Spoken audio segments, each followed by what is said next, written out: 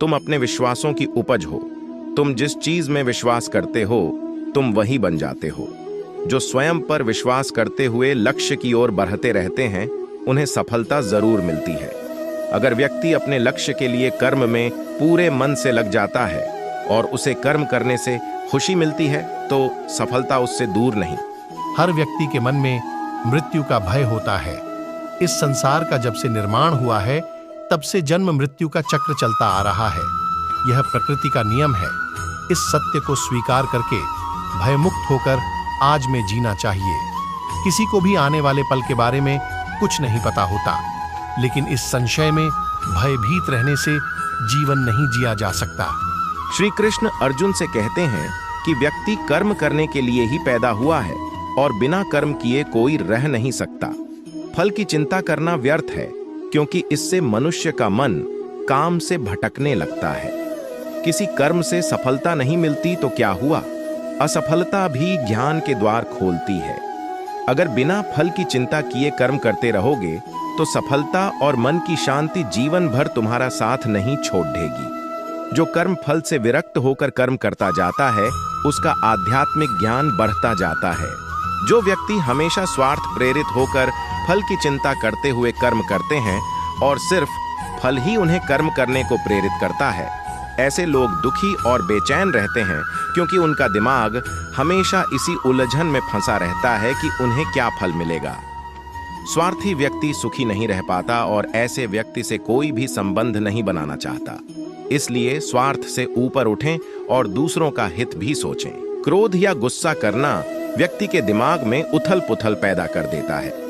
आवेश में विवेकहीन होकर कई बार व्यक्ति अपना ही नुकसान कर बैठता है या फिर अपनी ही मानसिक शांति को भंग करके खुद को कष्ट देता है। क्रोध की अग्नि में बुद्धि और तर्क नष्ट हो जाते हैं और व्यक्ति बिना विचार किए बस अपने अहम की तुष्टि करने वाले काम करता है। गुस्सा व्यक्ति की विचार शक्ति को पंगु बना देता है और भ्रम पैदा करता है। मन का स्वभाव है कि ये आसानी से भटक जाता है। अगर जीवन को सफलता की दिशा में ले जाना है तो मन को काबू करना बहुत जरूरी है।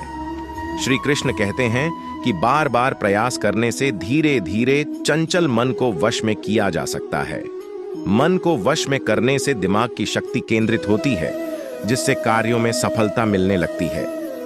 अगर मन को वश में नहीं करोगे तो ये आपका सबसे बड़ा शत्रु बन जाता है।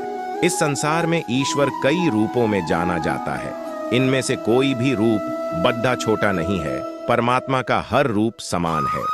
जैसे हर नदी अंत में सागर में जाकर मिलती है, वैसे ही हर धर्म, मत और संप्रदाय की धाराएं परमात्मा रूपी समुद्र में समा जाती हैं। यह संसार परमपिता का ही स्वरूप है।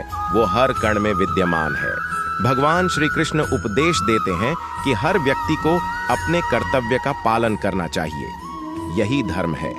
अगर अपने कर्तव्य का पालन नहीं किया जाता है तो मन में अशांति और दुख प्राप्त होता है।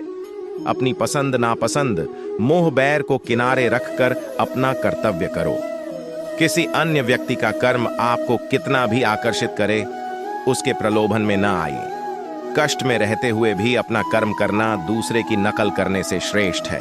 श्री कृष्ण कहते हैं कि शारीरिक कर्म से ज्ञान का मार्ग उच्च है और ज्ञान मार्ग से भी ऊपर ध्यान मार्ग है। ध्यान मार्ग पर बढ़ाने से ईश्वर को अनुभव किया जा सकता है। जो व्यक्ति मन और इंद्रियों को शांत करके पूर्ण विश्वास से अपना ध्यान भगवान में लगाता है, उसे ईश्वर का ज्ञान और अस्तित्व अवश्य अनुभव होता है। जो हर जगह हर जीव मनुष्य में ईश्वर को देखता है, सबके हित में लगा रहता है, उस पर परम पिता अवश्य कृपा करते हैं। ज्ञान मार्ग हो या भक्ति मार्ग, समर्पण, प्रेम, विश्वास ही आपको ईश्वर के प्रकाश की ओर ले जाता है। भगवान की पूजा बहुत से लोग करते हैं, लेकिन उनको शांति क्यों नहीं मिलती? क्योंकि भगवान आपके मन में निवास करता है। उसे पता है कि आपका भाव क्या है।